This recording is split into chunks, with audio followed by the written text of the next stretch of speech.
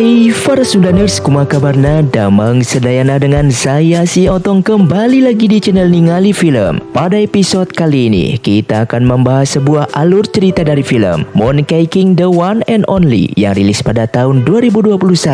Film ini menceritakan tentang Sun Wukong yang selalu disalahkan oleh gurunya yaitu Biksu Tong, sehingga dalam keluhannya yang ternyata Sun Wukong memiliki jiwa lainnya yang memiliki jiwa jahat. Dari situlah jiwa jahat tersebut keluar dari gelang pengikat jiwa yang sudah terkurung ratusan tahun lamanya. Dan tidak usah berlama-lama lagi, mari kita mulai ceritanya.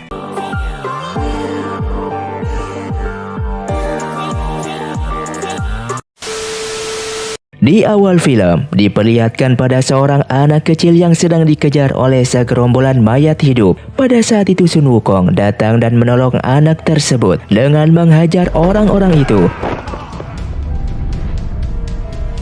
Dan tiba-tiba saja dari dalam sebuah cermin besar muncullah seorang wanita yang berpakaian serba hitam, dan mereka berdua pun pada akhirnya bertarung.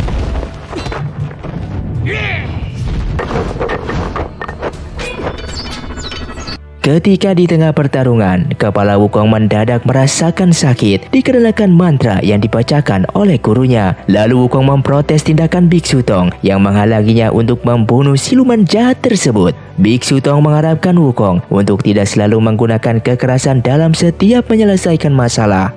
Lalu siluman itu kemudian terus memprovokasi Wukong dikarenakan mau saja diperbudak oleh Biksu Tong. Wukong yang habis kesabarannya kemudian kembali mengeluarkan tongkat saktinya, dan di saat Wukong hampir membunuh siluman itu, Biksu Tong kembali membacakan mantra lagi. Siluman itu berkata kepada Wukong untuk kembali mengingat siapa dia sebenarnya. Kemudian Wukong kembali memukulkan tongkat saktinya dan tiba-tiba Wukong yang lainnya pun muncul. Ternyata kejadian tersebut hanyalah sebuah mimpi, dan seperti biasa kembali Wukong selalu ribut dengan gurunya dikarenakan perbedaan persepsi. Di tempat lain, terlihat ada seorang anak kecil dengan penuh luka, yang dari luka tersebut sampai tumbuh sebuah tanaman, yang ternyata semua warga desa di sana terkena wabah penyakit yang sangat aneh. Mereka memohon pada seorang laki-laki yang dianggap dewa yang bernama Shen Jian. Ia membagikan makanan berupa kue yang disebut mampu mengobati penyakit tersebut. Tapi tiba-tiba seorang dewa muncul dan hendak menangkap Shen Jian dikarenakan telah mencuri artefak langit dan menyebarkan jamur penyakit di desa ini. Dewa itu juga memperingatkan para warga desa bahwa kue itu bukanlah untuk menyembuhkan, melainkan akan memperparah penyakit mereka. Akan tetapi warga desa tidak percaya akan perkataannya dan tetap berebut kue tersebut. Pada saat itulah Shen Jian dengan menggunakan artefak yang dia curi untuk mengambil kekuatan sihir dewa tersebut, membuat dewa itu kalah dan melarikan diri. Kemudian Shen pun berpindah pada beberapa warga desa yang berlarian ke arah kelompok Wukong. Mereka dikejar beberapa siluman karena mencuri kue yang berada di dalam gua persembunyian Shen Jian. Biksu Tong kemudian meminta Wukong untuk menyelesaikan masalah ini dengan berbicara kepada siluman itu dengan mengatakan tidak boleh menggunakan kekerasan. Wukong kemudian mencoba berbicara baik-baik, akan tetapi siluman itu malah menyerangnya, dan saat Wukong menghindar, serangan itu justru berbalik kepada mereka. Biksu Tong yang melihatnya marah dikarenakan dikira Wukong lah yang menghajar mereka. Tidak lama kemudian muncullah seorang siluman rubah yang bernama Xiaoqi. Dia pun ikut melarang para warga desa tersebut untuk memakan kue itu dikarenakan belum terbukti khasiatnya. Dan di saat warga desa itu memakan kue tersebut, mereka justru kehilangan kesadaran dan mencoba menyerang Biksu Tong. Biksu Tong dengan percaya diri menghadapi mereka dan berkomat kamit membaca mantra, tapi sayangnya itu tidak berefek. Biksu Tong malah dipukul oleh warga desa itu. Lalu Xiaoqi kemudian membunyikan gelangnya yang membuat mereka memuntahkan apa yang barusan mereka makan. Dan Xiaoqi yang baru menyadari bahwa yang ada di sebelahnya adalah sang pendeta agung setara langit yaitu Sun Wukong. Saat itu Xiaoqi sangat senang dikarenakan bisa bertemu dengan orang yang sangat dia kagumi dan malah meminta tanda tangan dari Sun Wukong. Lalu Xiaoqi pun berpamitan untuk pulang. Sesampainya di rumah, dia menanyakan pada kakak angkatnya yaitu Shen Jian kenapa obat itu justru membuat warga desa menjadi seperti mayat hidup. Shen Jian mengatakan mungkin ini efek dari obat tersebut dikarenakan obat itu belumlah sempurna. Di saat tengah berbincang-bincang, Xiaoqi kemudian pingsan dan arwahnya keluar. Shen Jian kemudian mengobati Xiaoqi dengan memasukkan arwah dari penduduk desa yang mati, yang ternyata cara ini hanya dapat menyembuhkan Xiaoqi selama 1 bulan ke depan. Xin pun berpindah pada rombongan Biksu Tong yang telah tiba di desa itu. Para warga desa memohon pada Biksu Tong untuk menyembuhkan penyakit ini. Sedangkan Wukong dengan mata apinya mampu melihat bahwa semua orang ini bukanlah manusia melainkan telah berubah menjadi siluman. Wukong mencoba memperingati gurunya tersebut, tapi Biksu Tong justru menyalahkan Wukong. Biksu Tong kemudian diminta untuk menemui kepala desa di kediamannya. Sesampainya di sana, Biksu Tong justru diserang oleh kepala desa tersebut. Tapi beruntunglah Wukong menabrak pintu dan langsung menyelamatkan gurunya.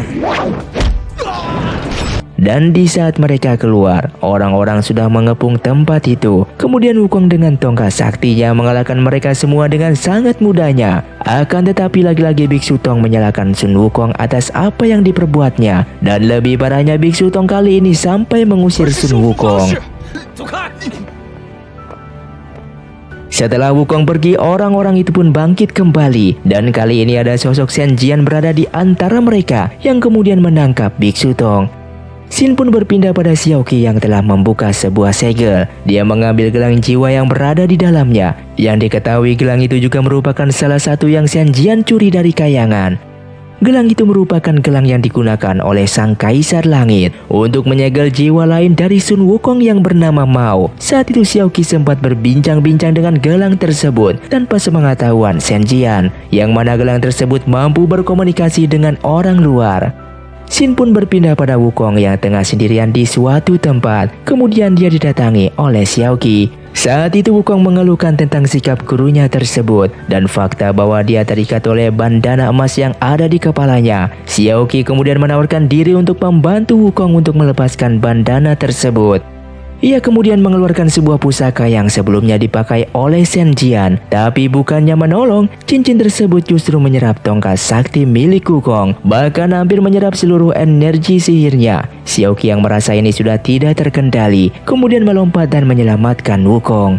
Wukong kemudian marah pada Xiaoqi dan meminta tongkat saktinya dikembalikan. Akan tetapi Xiaoqi mengatakan dia tidak tahu akan jadi begini. Dan Xiaoqi juga tidak tahu cara mengeluarkan tongkat sakti tersebut.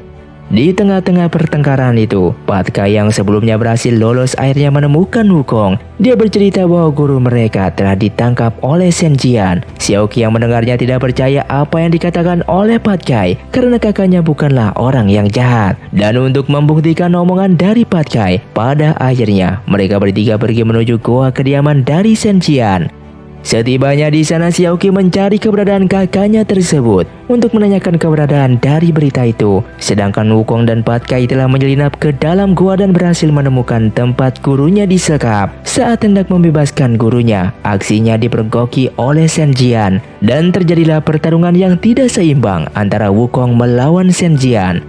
Wukong yang kalah dikarenakan kekuatan Wukong yang sudah lemah, serta tanpa tongkat sakti Wukong kalah dengan begitu mudahnya. Tapi kemudian datanglah Xiaoqi untuk mencoba menghentikan kakak angkatnya tersebut. Dia tidak mengira bahwa kakaknya benar-benar melakukan suatu kejahatan. Dan berkat bantuan Xiaoqi, dia berhasil membawa Wukong dan juga Pat Kai untuk melarikan diri dari Shen Jian. Setibanya di tempat persembunyian, Xiaoqi memberikan gelang pengikat jiwa kepada Wukong untuk mengembalikan kekuatan sihirnya. Wukong yang awalnya tidak percaya kalau ada sebagian jiwanya yang telah disegel, kembali diyakini oleh Mao yang ada di dalam gelang tersebut. Mao juga menjelaskan cara untuk menyatukan jiwa mereka kembali, yaitu dengan cara menghancurkan kristal-kristal yang ada di gelang itu. Dan caranya adalah dengan membuat Wukong menjadi marah. Pat Kai kemudian membuat Wukong marah dengan mengolok-oloknya, dan ternyata hal itu mampu menghancurkan salah satu kristalnya. Akan tetapi itu semua belumlah cukup. Kemudian kali ini giliran Xiaoqi untuk membuat Wukong marah. Namun ternyata itu pun masih belum mampu menghancurkan semua kristal-kristal itu. Dan pada akhirnya malah tangan Xiaoqi terluka oleh Wukong.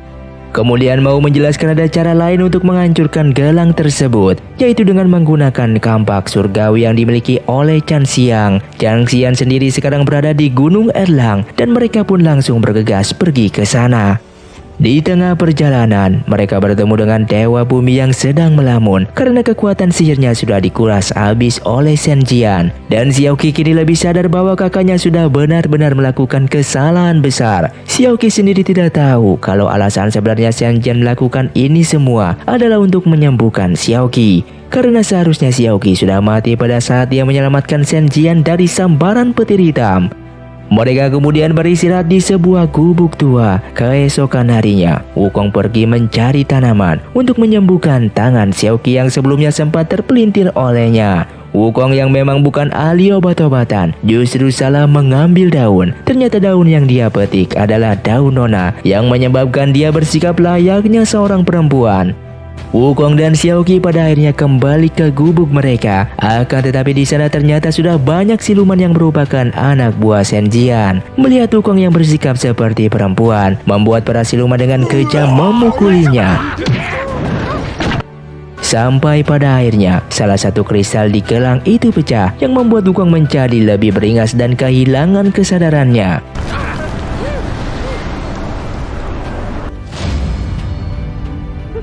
Sampai pada akhirnya di saat Xiaoqi akan mati, beruntungnya muncullah seorang dewi yang bernama Shengmu yang kemudian menyadarkan kembali ingatan Wukong. Shengmu kemudian menyarankan mereka berdua untuk pergi ke Sungai Sanju untuk memadamkan api amarah milik Shen Jian dengan menggunakan lentera teratai. Dengan begitu Biksu Tong dapat dibebaskan dengan mudahnya. Akan tetapi kemudian Shen Jian datang dan merebut lentera tersebut. Sampai pada akhirnya Wukong dan Xiaoqi pun kabur untuk menemui Chan Xiang yang berada di Gunung Erlang. Chan Xiang ternyata merupakan murid dari Sun Wukong. Dia kini sudah menjadi brutal dan tidak mengenali siapapun termasuk gurunya sendiri. Dan mereka pun pada akhirnya bertarung.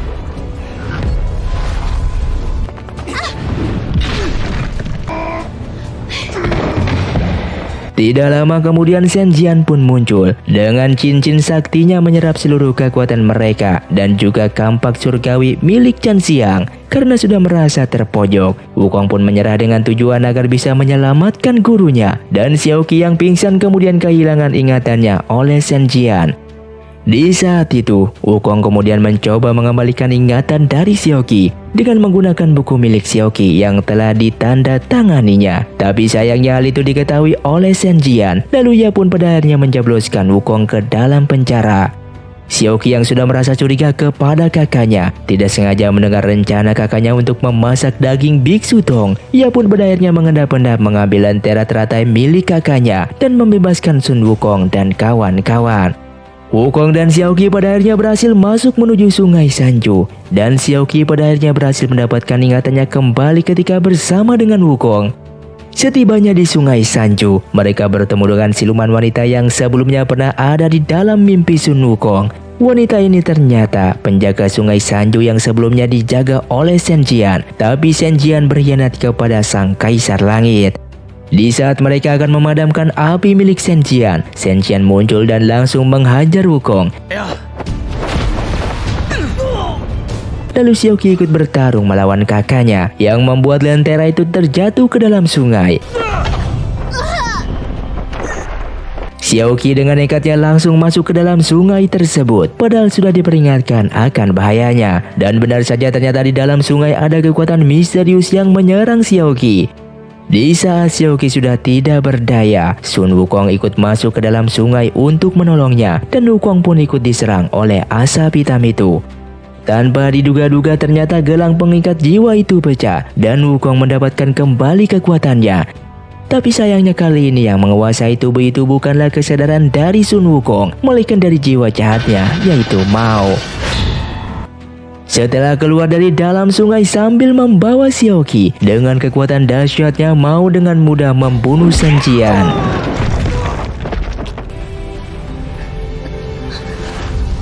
Xiaoqi yang menyadari itu bukanlah Sun Wukong melainkan Mao, mencoba untuk menyadarkannya. Dan dari sinilah Xiaoqi baru sadar kalau selama ini dirinya sudah dimanfaatkan oleh Mao. Xiaoqi pada akhirnya menyerang Mao dan alhasil Xiaoqi mendapatkan luka yang sangat parah. Akan tetapi tiba-tiba Mao bertingkah aneh. Ternyata kesadaran Wukong dan Mao sedang bertarung di dalam dirinya. Akan tetapi dengan kekuatan kebajikan, Wukong berhasil mengalahkan jiwa jahatnya dengan cukup mudahnya.